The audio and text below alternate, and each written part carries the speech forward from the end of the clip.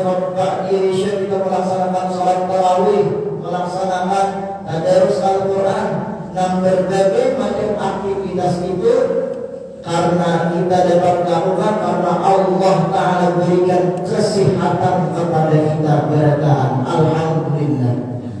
Banyak orang-orang yang sudah meninggal dunia itu menginginkan akan kembali bertemu dengan bulan Ramadan. Akan tetapi takdir Allah Subhanahu wa Ta'ala sudah menyatakan bahwasanya dia habis sampai di situ aja. Nah, syukur alhamdulillah saat ini kita masih diberikan umur oleh Allah Ta'ala hingga kembali bertemu dengan bulan Ramadan. Kemudian salawat dan salam semoga selalu tercurah kepada baginda kita, junjungan kita Nabi besar Muhammad sallallahu alaihi wasallam, yang mana karena beliaulah kita menjadi umat terbaik yang dipuji Allah Ta'ala dalam Al-Quran. Karena beliaulah kita menjadi umat yang nantinya dihisab pertama kali dipanggil umat terbaik, umat yang nanti dimasukkan ke surga pertama kali sebelum umat-umat yang lain. Itulah jaminan Allah kepada Rasulullah ketika Rasulullah sedang menghadapi sakaratul maut. Rasulullah memohon meminta kepada Allah, kenapa jaminan hadir umat-umat sidin? Maka diberi jaminan oleh Allah, sesungguhnya Allah Ta'ala mengharamkan surga atas umat-umat terdahulu sebelum umat Nabi Muhammad yang memasukinya. Kemudian salawat dan salam pula semoga selalu tercurah kepada para sahabat-sahabat beliau dan pengikut-pengikut beliau ila yaumil qiyamah. Yang sama-sama kita muliakan ada para alim ulama, kemudian guru-guru agama, kemudian yang sama-sama kita hormati kepada para tokoh-tokoh masyarakat kita, terkhusus kepada sekalian tokoh-tokoh masyarakat kita yang berhadir pada subuh ini. Kita doakan sama-sama mudah-mudahan sidin ini berataan selalu diberikan keistiqamahan dalam beribadah untuk menggapai ridha Allah. Amin ya rabbal alamin. Al-hadirin hadirat sahibat sahibat rahimahumullah wa hafizahumullah. Dalam Al-Quran Allah Subhanahu wa Ta'ala firmankan, syahrul Ramadan alladzi unzila fihi al-Quran hudan lin-nasi wa bayyinatin minal huda wal furqan. Artinya di bulan Ramadan Allah Subhanahu wa Ta'ala menurunkan Al-Quran hudan lin-nas yang menjadi petunjuk bagi manusia wa bayyinatin minal huda wal furqan. Di bulan Ramadan ini memang ada berbagai macam peristiwa yang terjadi. Di antaranya yang kita tahu yaitu peristiwa nuzulul Quran atau turunnya Al-Quran. Kemudian di antaranya lagi perang Badar, itu terjadi pada bulan Ramadan. Kemudian Fathu Makkah, pembebasan kota Makkah daripada kaum musyrikin, itu juga terjadi di bulan Ramadan. Banyak kejadian-kejadian yang terjadi di bulan Ramadan. Nah, sejarah telah mencatat yang demikian. Namun hadirin sekalian, yang paling masyhur di masyarakat kita ini ialah satu peristiwa agung, satu peristiwa besar, yaitu yang mana kita peringati setiap tahunnya, yaitu peristiwa nuzulul Quran tadi, peristiwa turunnya Al-Quran. Yang kita tahu bahwasanya Al-Quran itu diturunkan kepada Nabi pada tanggal 17 bulan Ramadan. Tanggal 17 bulan Ramadan, tepatnya di bulan Hijrah. Hadirin sekalian rahimahumullah wa hafizahumullah. Kalau kita sedikit membahas tentang nuzulul Quran, membahas tentang turunnya Al-Quran, dikatakan oleh para ulama, mayoritas ulama berpendapat bahwasanya Al-Quran itu terjadi 2 kali turun. Artinya Quran itu 2 kali turun. Ujar ulama, yang pertama Al-Quran itu turun secara keseluruhan, secara kafah keseluruhan dari Lauhul Mahfuz ke Baitul Izzah atau ke langit dunia. Itu yang pertama. Dan itu kejadiannya pada malam Lailatul Qadar. Kita kan tahu malam Lailatul Qadar itu bagaimana. Maka di dalam ayat Al-Qadar itu inna anzalnahu fi lailatul qadar. Sesungguhnya kami turunkan Al-Quran malam Lailatul Qadar. Maksudnya apa itu? Itulah Quran yang pertama kali turun dari Lauhul Mahfuz ke langit dunia.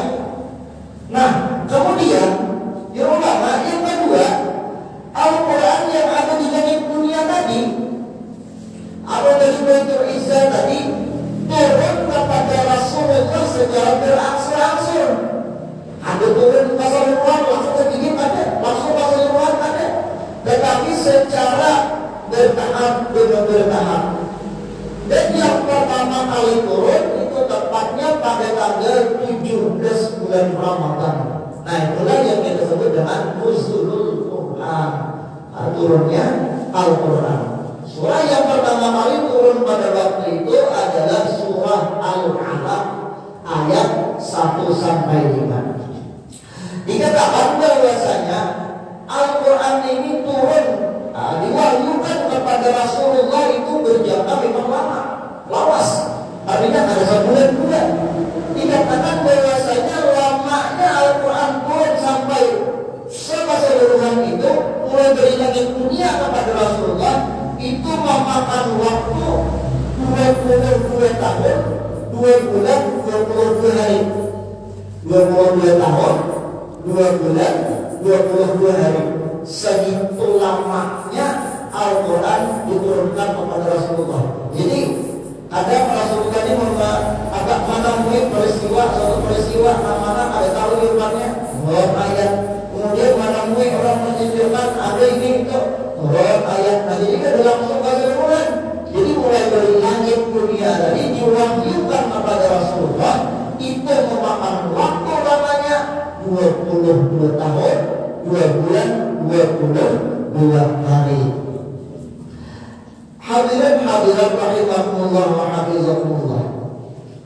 Yang demikian itu kita ada perlu mengetahui kayak apa turun itu mulai Lauhul Mahfuz apa itu Lauhul Mahfuz bagaimana langit dunia itu. Ada perlu kita bahwasanya mengimani Al-Quran itu adalah mukjizat terbesar Rasulullah Sallallahu Alaihi Wasallam. Kemudian yang wajib bagi kita juga membaca, memahami dan mengamalkan daripada isi Al-Quran tersebut. Kalau kita perhatikan, Al-Quran ini kan adalah mukjizat terbesar yang Allah berikan kepada Rasulullah Sallallahu Alaihi Wasallam. Kalau kita tarik sejarah kepada Nabi Musa alaihi salam, ketika Allah Subhanahu wa taala mengutus Nabi Musa diutus kepada Bani Israel. Bani Israel ini kan kalau kita membaca surah Al-Baqarah itu terkenal dengan kuncil apa ya? Banyak tahun macam-macam orang dipetik, misalkan di surah Al-Baqarah itu tentang sapi betina itu. Nah, waktu itu zaman di mana Nabi Musa diutus itu memang waktu itu sihir itu merajalela. Jadi orang itu katanya main sihir, dikit-dikit sihir, pakai sihir. Nah, maka Allah utuslah Nabi Musa, makanya yang menghilang. Ketika Nabi Musa itu berhadapan dengan Fir'aun, anak buah Fir'aun ini kan mengumpulkan sihir, tali-tali itu kemudian dilempar jadi sihir. Maka Nabi Musa diberikan Allah mukjizat. Nah, karena mukjizat ini biasanya mukjizat ini diberikan untuk melemahkan orang-orang yang menentang kerasulan seorang rasul di masa itu. Nah, jadi karena mereka ini jagal dengan sihirnya dan berbangga nih, aku bisa sihir ini, aku bisa ini. Nah, maka Allah Ta'ala memberikan mukjizat kepada Nabi Musa, maksudnya dia sihir juga. Ketika menghadapi yang demikian itu ditimbang, dipukulkan oleh Nabi Musa Muhammad kalau jadi ular.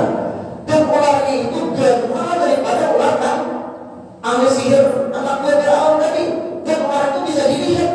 Jadi sama-sama anak buah sihir tadi memaparkan ahli ini ular itu bisa dilihat. Nabi Musa membawa tongkat ini ular pun juga bisa dilihat. Nah, demikian itu mukjizat yang diberikan Allah kepada Nabi Musa. Kita tidak pernah melihat yang demikian itu. Tetapi kita mengetahui bahwasanya itu diceritakan dalam Al-Quran. Maka tugas kita wajib mengimani meyakini bahwasanya itu memang benar terjadi.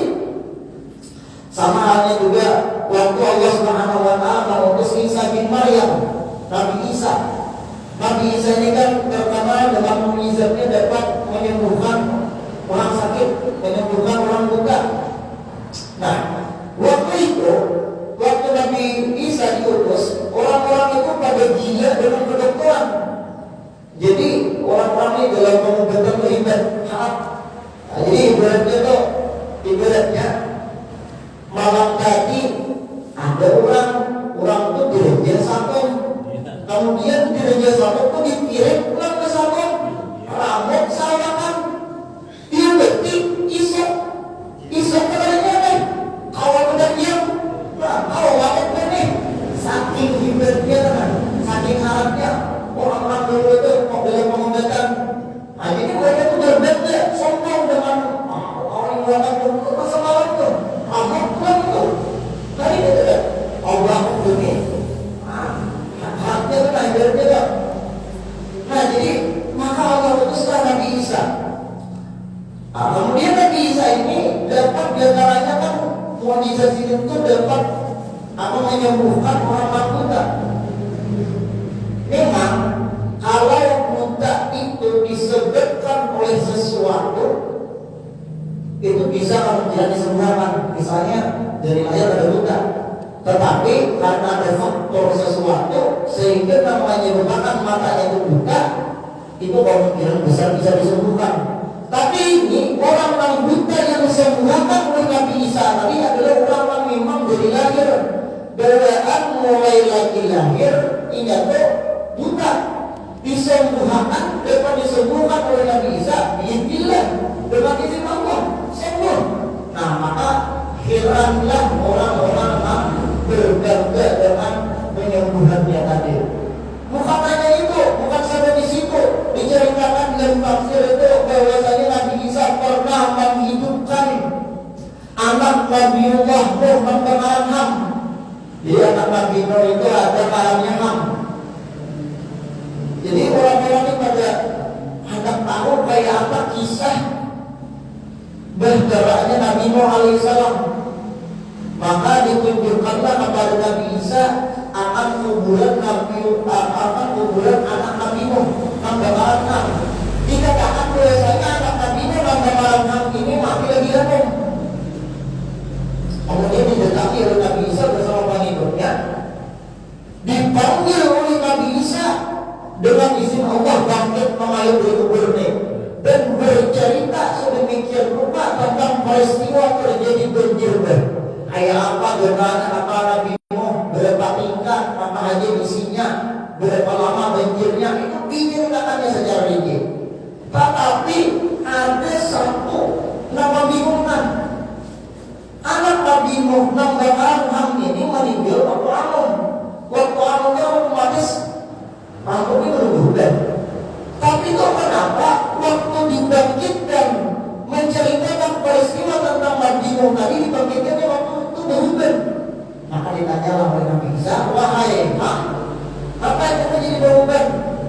Alhamdulillah akhirnya bahwasanya aku udah dikubur mendapatkan berbagai macam kenikmatan. Kayak anak mati kubur deh. Tetapi manakala aku mendengar panggilan disuruh bangkit, aku kira hari kiamat. Nah hingga menyebutkan aku ini berubah. Takjub, kira hari kiamat ini udah datang. Yang benar dengan dalam kubur. Tiba-tiba ada orang teman dia.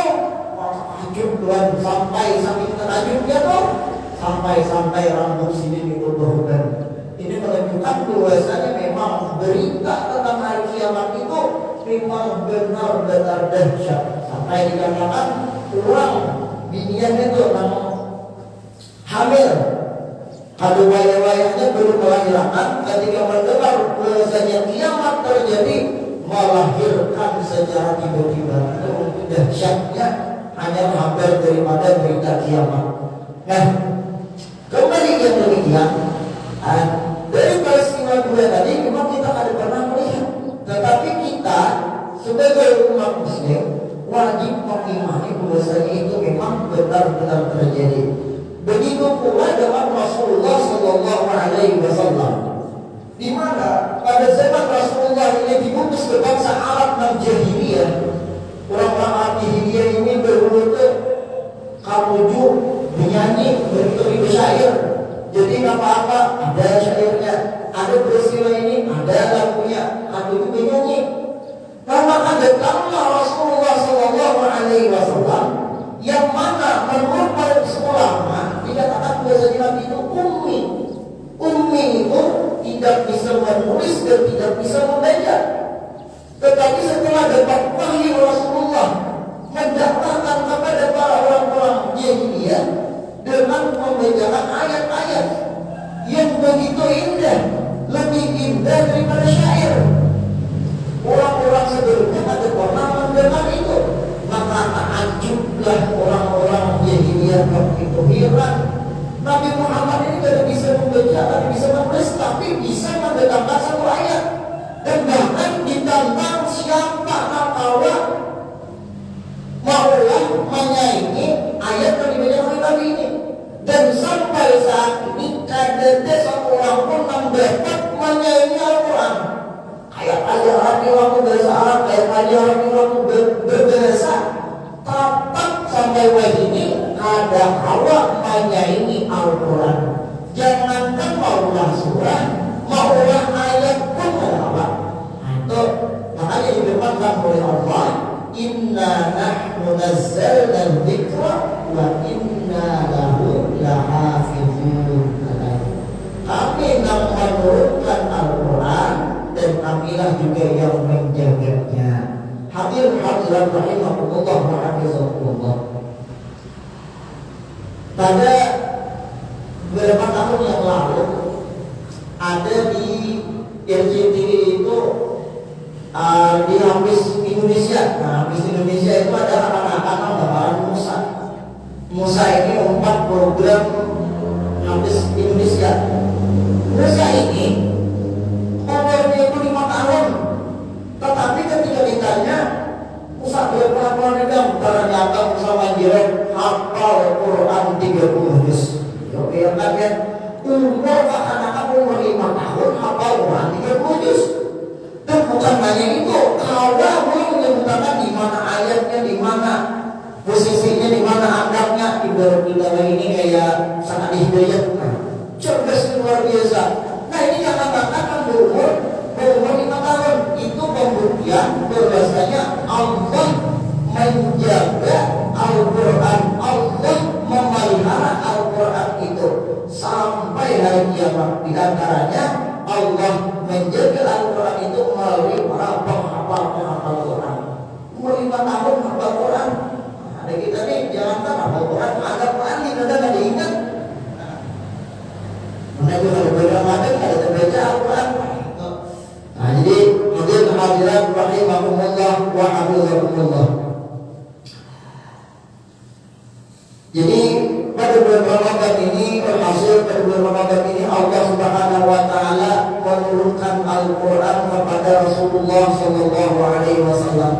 Dalam sebuah hadis bahwasanya Nabi Sallallahu Alaihi Wasallam bersabda, "Iqra'ul Quran fa innahu ya'ti yaumal qiyamah syafi'an li ashabihi." Al-hadis artinya, bacalah Al-Quran, sesungguhnya Al-Quran itu memberi syafaat kepada pemiliknya nanti di hari kiamat. Ayo bismillah, mumpung bulan Ramadan, bulannya Al-Quran, mari kita bersama-sama untuk memperbanyak Al-Quran. Dan mudah-mudahan walaupun kita sudah habis daripada bulan Ramadan, kita tetap aktif untuk membaca Al-Quran. Karena bulan Ramadan termasuk bulan mulia, bulan maghfirah, bulan ampunan. Sangat disayangkan kalau kita lewatkan begitu saja. Karena bulan Ramadan ini belum tentu di bulan Ramadan aina kita bertambah pulang. Banyak orang-orang yang kita sayangi, banyak orang-orang yang kita kenal, yang pada wayah-wayah meninggal dunia udah mereka sudah mendahului kita. Jadi berhasil. Demikian, mari kita sama-sama manfaatkan waktu di antara bulan Ramadan ini untuk senantiasa membaca Al-Quran, mentadabburinya dan mengamalkan apa yang ada dalam Al-Quran. Demikian yang dapat perlu sampaikan pada kesempatan kali ini. Mohon kiranya dimaafkan jika ada kesalahan dalam penyampaian atau kekhilafan. Ulangi dengan wabillahi taufiq wal hidayah. Assalamualaikum warahmatullahi wabarakatuh. Sedikit kita bertahlil mengiringi di antara orang-orang yang sudah mendahului kita. Mudah-mudahan mereka di alam sana mendapatkan kelapangan kenyamanan sebagaimana kita juga di dunia ini mendapatkan kenyamanan. Aqal dzikru ma'laman annahu la ilaha illallah, la ilaha illallah, la ilaha illallah, la ilaha illallah, la ilaha illallah, la ilaha illallah, la ilaha illallah.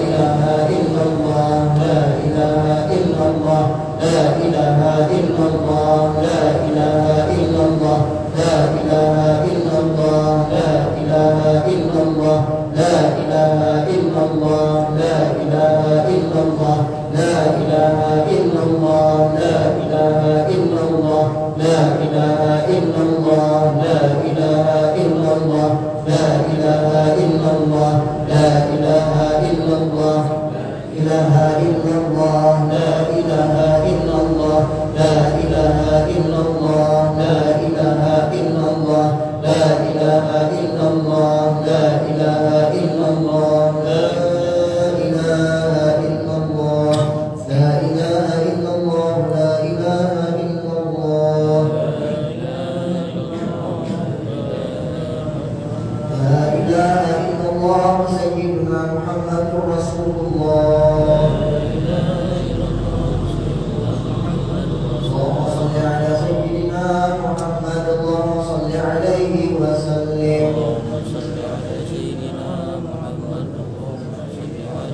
Allahumma shalli ala sayyidina Muhammad wa ala alihi wa sahbihi.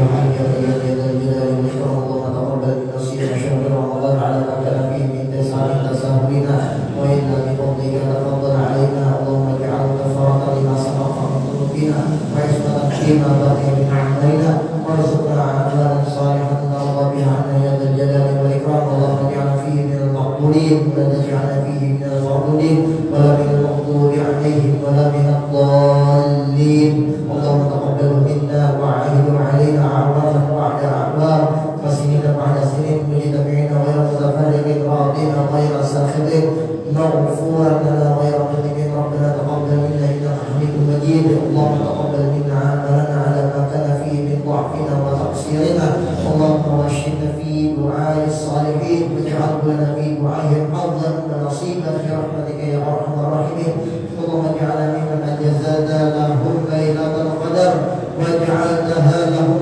خيرا من ألف شهر مع عظم الأجر وكريم الدخل وما كان فيه من بر وذكر وشكر فتقبل منا واحسن قبولنا وما كان منا من تفريط وتقصير وتضييع فتجاوز عنا بسعة رحمتك يا ارحم الراحمين اللهم استجب دعاءنا واسمع فيه نداءنا وقوي ابداننا ولا ترد ايدينا صفرا الى نحورنا برحمتك يا ارحم الراحمين اللهم اعتق رقابنا ورقاب ابائنا وامهاتنا من النار واجعلنا من المتقين الاخيار برحمتك يا عزيز يا غفار واغفر اللهم لنا سوالف الاثار وتقبل منا الصلاه والقراءه والصدقه والصيام والقيام احسنا فيما بقي من الايام واحلنا برحمتك دار السلام ولا ترنا قبيحا بعد هذا المقام واحشرنا مع الاولياء البرار الكرام برحمتك يا ارحم الراحمين ربنا لا تؤاخذنا ان نسينا واخطانا ربنا ولا تحمل علينا اسرا يا محمد وعلى الذين من قبلنا ربنا ولا تحملنا ما لا طاقه لنا به ربنا واغفر لنا وارحمنا انت مولانا فانصرنا على القوم الكافرين اللهم اجعل قول ما قرانا عند جميع الاولياء والشهداء والصالحين لجميع المؤمنين والمؤمنات والمسلمين والمسلمات اللهم اجعل قبورهم روضه من رياض الجنه ولا تجعل قبورهم حفره من قبور النيران اللهم اغفر لهم وارحمهم وعافهم واعف عنهم واجعل الجنه منازلهم ومساكنهم يا رب العالمين ربنا اتنا في الدنيا حسنه وفي الاخره حسنه وقنا عذاب النار برحمتك يا ارحم الراحمين صلى الله على خير نبي سيدنا ومولانا محمد وعلى اله وصحبه وسلم سبحان ربك رب العزه عما يصفون وسلام على المرسلين والحمد لله رب العالمين الله وملائكته يصلون على النبي يا ايها الذين امنوا صلوا عليه وسلموا تسليما